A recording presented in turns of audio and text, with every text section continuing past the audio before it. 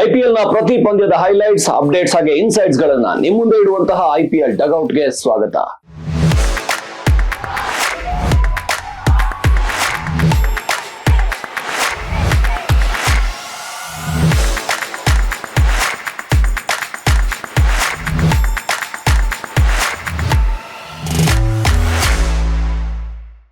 ನಲವತ್ತೆಂಟನೇ ಪಂದ್ಯ Arun Jaitley stadium Delhi host ಮಾಡಿದ್ದಂತ ಪಂದ್ಯ ಇದು.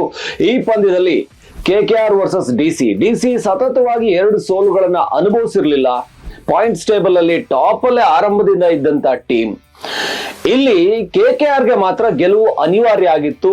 ಮೊನ್ನೆಯ ಪಂದ್ಯದಲ್ಲಿ ಪಂಜಾಬ್ ವಿರುದ್ಧ ಒಂದು ಗೆಲುವನ್ನ ಕಾಣಬೇಕು ಅನ್ಕೊಂಡಿದ್ದಂತಹ KKRಗೆ ಹಾಲಿ ಚಾಂಪಿಯನ್ KKRಗೆ ಅಂದ್ರೆ ಈ ಮ್ಯಾಚ್ ಮಳೆಯಿಂದಾಗಿ ಸ್ಥಗಿತ ಆಗಿ ಪಾಯಿಂಟ್ಗಳು ಶೇರ್ ಆಗಿತ್ತು, ಒಂದೊಂದು ಪಾಯಿಂಟ್ ಬಂದಿತ್ತು. ಇದರಿಂದಾಗಿ ಪ್ಲೇ ಆಫ್ಗೆ ಹೋಗೋದಕ್ಕೆ ಸಂಕಷ್ಟ ಆಗಿತ್ತು ಹಾಲಿ ಚಾಂಪಿಯನ್ KKRಗೆ. ಇವತ್ತಿನ ಪಂದ್ಯ ಗೆಲ್ಲೋದು ಅನಿವಾರ್ಯ ಆಗಿತ್ತು. ಆದ್ರೆ ಟಾಸ್ ಅನ್ನು ಗೆದ್ದಿದ್ದು ಡಿಸಿ. ಟಾಸ್ ಅನ್ನು ಗೆದ್ದಂತ ಟೀಮ್ಗಳು ಮ್ಯಾಚ್ ಅನ್ನು ಗೆಲ್ತಾ ಇರೋದು ಕಾಮನ್ ಆಗಿದೆ. ಯಾಕೆಂದ್ರೆ ಫೀಲ್ಡಿಂಗ್ ಅನ್ನು ಆಯ್ಕೆ ಮಾಡ್ಕೋತಾರೆ. ಸೊ ಒಂದು ಟಾರ್ಗೆಟ್ ಅನ್ನ ಸೆಟ್ ಮಾಡಿರೋದನ್ನ ನೋಡ್ಕೊಂಡು ಚೇಸ್ ಮಾಡ್ತಾರೆ. ಇದು ಕಾಮನ್ ಆಗಿತ್ತು. ಇವನ್ RCB ಕಂಪೇರ್ ಮಾಡಿದ್ರು ಕೂಡ RCB ಟಾಸ್ ಗೆಲ್ಲೋದೆ ಮ್ಯಾಚ್ ಗೆಲ್ಲೋದಕ್ಕೆ ದೊಡ್ಡ ಶಕ್ತಿ ಆಗಿತ್ತು. ಟಾಸ್ ಗೆಲ್ಲಿಲ್ಲ ಆರಂಭದಲ್ಲಿ, ಆದ್ರೂ ಮ್ಯಾಚ್ ಅನ್ನು ಗೆದ್ದುಕೊಂಡ್ ಬಂದ್ರು ತುಂಬಾ ಮ್ಯಾಚ್ ಗಳಲ್ಲಿ. ಸೊ ಇಲ್ಲಿ RCB ಮ್ಯಾಚ್ ಗಳ ಬಗ್ಗೆ ಹಾಗೆ ಪ್ಲೇ ಆಫ್ಗೆ ಇನ್ನೊಂದೇ ಒಂದು ಗೆಲುವು CSK ಮೇಲೆ ಮ್ಯಾಚ್, ಇದ್ರ ಬಗ್ಗೆ ಕೂಡ ಹೇಳ್ತೀನಿ. ಈ ಮ್ಯಾಚ್ ನ ಸಮ್ಮರಿ ನೋಡೋಣ. RCB ಈ ಬಾರಿ ಕೂಡ ಒಂಥರ ಭರ್ಜರಿ ಗೆಲುವಿನ ಜೊತೆ ಪ್ಲೇ ಆಫ್ ರೇಸ್ಗೆ ಎಂಟ್ರಿ ಆಗ್ತಾ ಇದೆ. ಸೊ ಅದನ್ನ ಮಾತಾಡೋ ಮೊದಲು ಈ 48ನೇ ಪಂದ್ಯದ ಸಮ್ಮರಿ ಜೊತೆಗೆ ಎಡವಟ್ಟಾಗಿದ್ದೆಲ್ಲಿ ಬಹಳ ಪ್ರಮುಖ ಸ್ಥಾನ, ಸೋಷಿಯಲ್ ಮೀಡಿಯಾದಲ್ಲಿ ಏನ್ ಸುದ್ದಿ ಆಗ್ತಾ ಇದೆ ಇದನ್ನು ಕೂಡ ನೋಡೋಣ. ಮ್ಯಾಚ್ ಅಲ್ಲಿ ಆರಂಭದಲ್ಲಿ ಟಾಸ್ ಅನ್ನ ಗೆದ್ದಿದ್ದು ಡೆಲ್ಲಿ, ಹಾಗೆ ಫೀಲ್ಡಿಂಗ್ ಅನ್ನು ಆಯ್ಕೆ ಮಾಡ್ಕೊಂಡ್ರು. ಬ್ಯಾಟಿಂಗ್ ಗೆ ಇಳಿಸಿದ್ದು KKR ಅನ್ನ. KKR ಬ್ಯಾಟಿಂಗ್ ಅಂದ್ರೆ ರಮಾನುಲ್ಲಾ ಗುರ್ಬಾಜ್ ಬ್ಯಾಟಿಂಗ್ ಗೆ ಬಂದ್ರು. ಒಳ್ಳೆ ಸ್ಟ್ರೈಕ್ ರೇಟ್ ಅಲ್ಲಿ ಬ್ಯಾಟ್ ಮಾಡಿದ್ರು, ಆದ್ರೆ ಬೇಗ ಔಟ್ ಆಗಿ ಹೋದ್ರು ರಮಾನುಲ್ಲಾ ಗುರ್ಬಾಜ್. ಆದ್ರೆ ಆಮೇಲೆ ಸುನಿಲ್ ನರೈನ್ ಇಲ್ಲಿ ಎಂದಿನಂತೆ ತಮ್ಮ ಶೈಲಿಯಲ್ಲಿ ಹೊಡೆ ಬಡಿಯ ಆಟವನ್ನ ಆಡಿದ್ರು. ಅಜಿಂಕ್ಯ ರಹಾನೆ ಕೂಡ ಬಂದ್ರು. ಇವರಿಬ್ರು ಕೂಡ ಒಳ್ಳೆ ಪಾರ್ಟ್ನರ್ಶಿಪ್ ಬಿಲ್ಡ್ ಆಗುತ್ತೆ ಅಂತ ಅನ್ನೋದ್ರೊಳಗೆ ಅಕ್ಷರ್ ಪಟೇಲ್ ಹಾಗೆ ವಿಪ್ರಾಜ್ ನಿಗಮ್ ಸ್ಪಿನ್ ದಾಳಿಗೆ ಹೋದ್ರು. ದೆಹಲಿಯ ಸ್ಪಿನ್ ದಾಳಿ ಸಖತ್ತಾಗಿದೆ. ಅದಾದ ನಂತರ ಆಂಕ್ರಿಶ್ ರಘುವಂಶಿ ಸದಾ ಇವರು KKRಗೆ ಆಸರೆ ಆಗ್ತಾ ಇದ್ದಾರೆ. ಇವರು 44 ರನ್ ಅನ್ನ ಗಳಿಸಿ ಕ್ರೀಸಿಗೆ ಕಚ್ಕೊಂಡಿದ್ರು. ಆಮೇಲೆ ಬಂದ 24.5 ಕೋಟಿ ವೆಂಕಟೇಶ್ ಅಯ್ಯರ್ ಇಲ್ಲಿ ಫೇಲ್ ಆದ್ರು. ಯಾಕೆಂದ್ರೆ ಆ ಒಂದು ಅಮೌಂಟ್ ನ ಪ್ರೆಷರ್ ಏನೋ ಪದೇ ಫೇಲ್ ಆಗ್ತಾ ಇದೆ. ಯಾವುದೋ ಒಂದು ಮ್ಯಾಚ್ ಆಡಿದ್ದು ಬಿಟ್ರೆ ಅಂತ ಅದ್ಭುತ ಪರ್ಫಾರ್ಮೆನ್ಸ್ ಏನು ಇಲ್ಲ. ಆದ್ರೆ ರಿಂಕು ಸಿಂಗ್ ಬಂದವರು ಎಂದಿನಂತೆ ಏನು ಬಿರುಸಾದ ಬ್ಯಾಟಿಂಗ್ ಆರಂಭಿಸಿದ್ರು. ಆದ್ರೆ ಅವರಿಗೆ ಅಂತ ಏನು ಸ್ಟ್ರೈಕ್ ರೇಟ್ ಅಲ್ಲಿ ಬ್ಯಾಟ್ ಮಾಡಕ್ ಆಗ್ಲಿಲ್ಲ. 25 ಬಾಲ್ಗಳನ್ನ ಎದುರಿಸಿ 36 ರನ್ ಅನ್ನು ಗಳಿಸಿದ್ರು. ಆದ್ರೆ ರಜೆಲ್ ಕೊನೆಯಲ್ಲಿ ಬಂದವರು 17 ರನ್ ಅನ್ನ 9 ಬಾಲ್ಗಳಲ್ಲಿ ಗಳಿಸಿದ್ರು. ರೋಮನ್ ಪೋವಲ್ ಔಟ್ ಆಗಿ ಹೋದ್ರು ಕೂಡ ಉಳಿದವರು ಅಂದ್ರೆ ರೋಮನ್ ಪೋವಲ್ ಒಳ್ಳೆ ರನ್ ಗಳಿಸ್ತಾರೆ ಅನ್ಕೊಂಡ್ರೆ ಅವರು ಔಟ್ ಆಗಿ ಹೋದ್ರು. ಆದ್ರೆ ರಜಲ್ ಮಾತ್ರ 9 ಬಾಲ್ಗೆ 17, ಒಂಚೂರು 200 ರನ್ನ ದಾಟ್ಸೋದಕ್ಕೆ ಸಾಥ್ ಕೊಟ್ರು. ಅಲ್ಲಿಗೆ ಏನು KKR ನ ಒಂದು ಆವರೇಜ್ ಆಗಿ ಎಲ್ಲರೂ ಕೂಡ 20-30 ಸ್ಕೋರ್ ಮಾಡಿದ್ದಂತ, ಯಾರು ಕೂಡ 50 ಹೊಡಿದೇ ಇದ್ದಂತ ಇನ್ನಿಂಗ್ಸ್ ಮುಗಿತು. ಆದ್ರೆ ಅಷ್ಟರೊಳಗಾಗ್ಲೇ 204 ರನ್ಗಳ ಒಂದು ದೊಡ್ಡ ಟಾರ್ಗೆಟ್ ಅನ್ನ KKR ಕ್ಯಾಪಿಟಲ್ಸ್ ನ ಮುಂದಿಟ್ಟಿತ್ತು. ಡೆಲ್ಲಿ ಕ್ಯಾಪಿಟಲ್ಸ್ ನಲ್ಲಿ ಬ್ಯಾಟಿಂಗ್ ಏನು ಬರ ಇಲ್ಲ. ಕನ್ನಡದ ಬ್ಯಾಟರ್ಗಳು ಅದ್ಭುತವಾಗಿ ಬ್ಯಾಟಿಂಗ್ ಮಾಡ್ತಾ ಇದ್ದಾರೆ. KL ರಾಹುಲ್, ಕರುಣ್ ನಾಯರ್ ಇಲ್ಲಿ ಮಿಡ್ಲ್ ಆರ್ಡರ್ ಅಲ್ಲಿ ಡಿಸಿಗೆ ತುಂಬಾ ಸ್ಟ್ರೆಂತ್ ಆಗಿದ್ದಾರೆ. ಅಭಿಷೇಕ್ ಪೋರಲ್ ಅದ್ಭುತವಾಗಿ ಬ್ಯಾಟ್ ಮಾಡ್ತಾ ಇದ್ರು. ಹೀಗೆ ಎಲ್ಲ ನಂಬಿಕೆಗಳ ಜೊತೆ 200 ರನ್ ಚೇಸ್ ಮಾಡ್ತೀವಿ, ಆರಾಮಾಗಿ 205 ಹೊಡಿತೀವಿ ಅಂತ ಬ್ಯಾಟಿಂಗ್ ಇಳಿದಂತ ಡಿಸಿಗೆ ಆರಂಭದಲ್ಲೇ ಶಾಕ್ ಕಾದಿತ್ತು. ಅಭಿಷೇಕ್ ಪೋರಲ್ ಅನುಕೂಲ್ ರಾಯ್ ಅವರ ಬೌಲಿಂಗ್ ದಾಳಿಗೆ ಬಲಿಯಾಗಿ ಹೋದ್ರು. ಕೇವಲ 4 ರನ್ ಅನ್ನಷ್ಟೇ ಅವ್ರು ಗಳಿಸಿದ್ದು.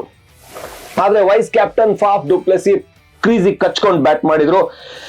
ಅವರ ಜೊತೆಗೆ ಸಾಥ್ ಕೊಡೋಕೆ ಬಂದಂತ ಕರುಣ್ ನಾಯರ್ ಔಟ್ ಆಗಿ ಹೋದ್ರು.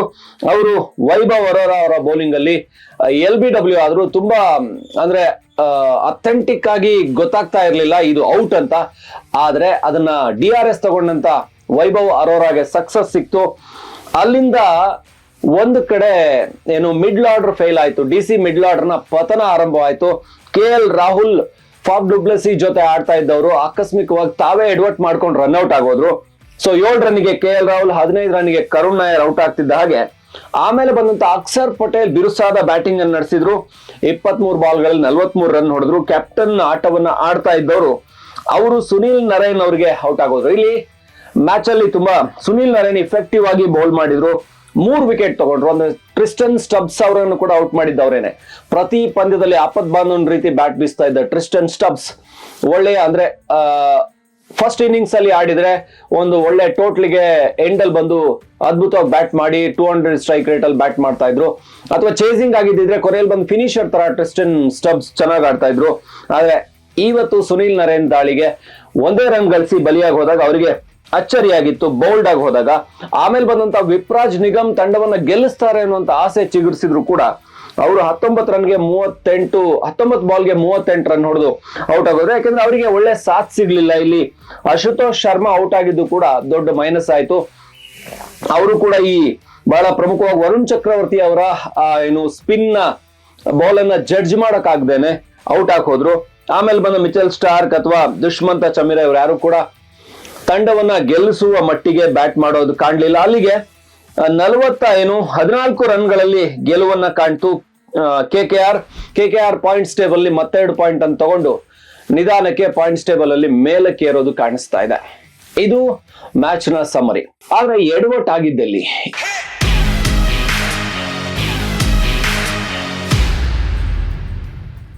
ಇಲ್ಲಿ ಎಡವಟ್ಟಾಗಿದ್ದು ಬಹಳ ಪ್ರಮುಖ ಅಂತ ಹೇಳಿದ್ರೆ ಇಲ್ಲಿ ಸುನಿಲ್ ನರೇನ್ ಬೌಲಿಂಗ್ ಇತ್ತಲ್ಲ, ಈ ಬೌಲಿಂಗ್ಗೆ ದೊಡ್ಡ ಟರ್ನಿಂಗ್ ಪಾಯಿಂಟ್ ಅಂತ ಹೇಳ್ಬೋದು. ಕೆಕೆಆರ್ ಪಾಲಿಗೆ ಸೋಷಿಯಲ್ ಮೀಡಿಯಾದಲ್ಲಿ ಕೂಡ ಚರ್ಚೆ ಆಗ್ತಾ ಇದೆ. 24.5 ಕೋಟಿನ ಕೊಟ್ರಲ್ಲ ವೆಂಕಟೇಶ್ ಅಯ್ಯರು. ಆಕ್ಚುಲಿ 24 ಕೋಟಿಗೆ ವರ್ತ್ ಅಂದ್ರೆ ಸುನಿಲ್ ನರೇನ್ ಅಂತ ಚರ್ಚೆ ಮಾಡ್ತಾ ಇದ್ದಾರೆ. ಯಾಕಂದ್ರೆ ಸುನಿಲ್ ನರೇನ್ ತೆಗೆದುಕೊಂಡಂತ ವಿಕೆಟ್ ಗಳನ್ನ ನೋಡಿದ್ರೆ ಫಾಫ್ ಡು ಪ್ಲೆಸಿ 62 ರನ್ ಇವ್ರು ನಿಂತಿದ್ದಿದ್ರೆ ಪಂದ್ಯವನ್ನ ಡೆಲ್ಲಿ ಕಡೆಗೆ ವಾಲ್ತಾ ಇತ್ತು ಅವರಿದ್ದಾಗ. So Sunil Narine Faf du Plessis wicket ತಗೊಂಡ್ರು. ಅದಾದ ನಂತರ KL ರಾಹುಲ್ ಅವ್ರನ್ನ ರನ್ಔಟ್ ಮಾಡಿದ್ದು ಕೂಡ ಸುನಿಲ್ ನರೇನ್. ಹಾಗೇನೆ ಟ್ರಿಸ್ಟನ್ ಸ್ಟಬ್ಸ್ ಅವರನ್ನ ಔಟ್ ಮಾಡಿದ್ದು, ಅಕ್ಷರ್ ಪಟೇಲ್ ಅವ್ರನ್ನ ಔಟ್ ಮಾಡಿದ್ದು. ಅಂದ್ರೆ ಈ 4 ವಿಕೆಟ್ ಗಳು ಯಾವ್ದು ತುಂಬಾ ಕ್ರೂಷಿಯಲ್ ಆಗಿತ್ತು. ಒಂದು Karun Nair, Faf du Plessis, KL Rahul, Tristan Stubbs, ಈ 4 ಜನ ಅಂದ್ರೆ ಈ ಮಿಡ್ಲ್ ಆರ್ಡರ್ ನ ಬೆನ್ನು ಮೂಳೆ ಮುರಿದಿದ್ದೆ Sunil Narine. So Sunil Narine bowling ದಾಳಿನೇ ಪ್ಲಸ್ ಆಯ್ತು, ದೊಡ್ಡ ಪ್ಲಸ್ ಆಯ್ತು. ಕೆಕೆಆರ್ ಗೆಲ್ಲೋದಕ್ಕೆ ಕಾರಣ ಆಗಿದೆ ಸುನಿಲ್ ನರೇನ್ ಅಂತ ಹೇಳ್ಬೋದು. ಎಡವಟ್ಟಾಗಿದ್ದೆ ಇಲ್ಲಿ.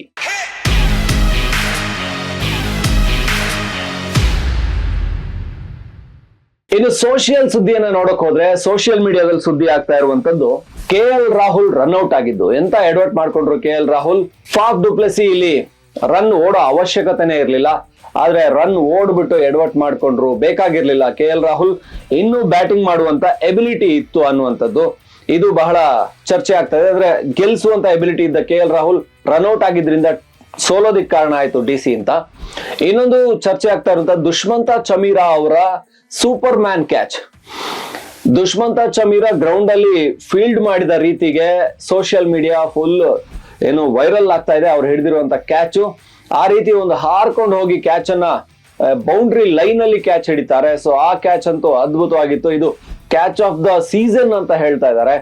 ಇದು ಸೋಷಿಯಲ್ ಮೀಡಿಯಾದಲ್ಲಿ ಭಾರಿ ಸುದ್ದಿ ಆಗ್ತಾ ಇರುವಂತದ್ದು.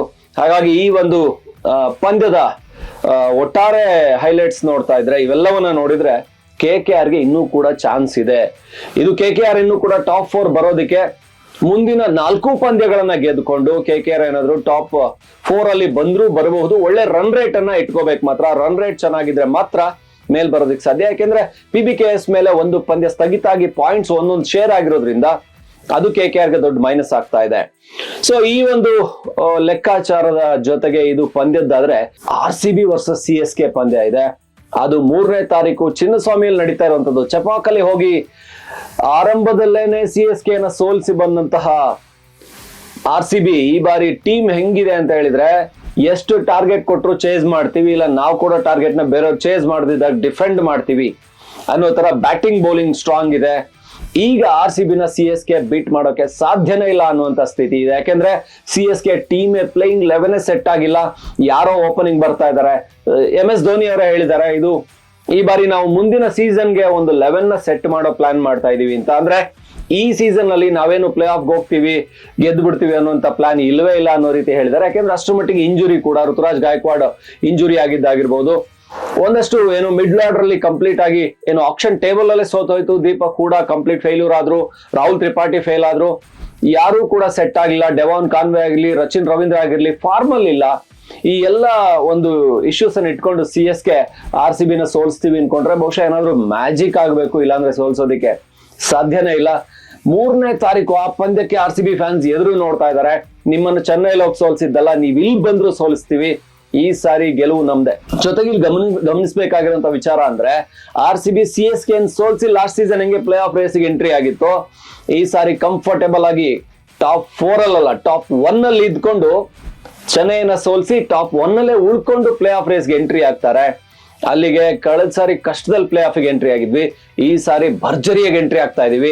ಅಂದ್ರೆ ಕಪ್ ಗೆಲ್ಲೋದು ಪಕ್ಕ, ನಿಮ್ಮನ್ನ ಸೋಲ್ಸೋದು ಪಕ್ಕ.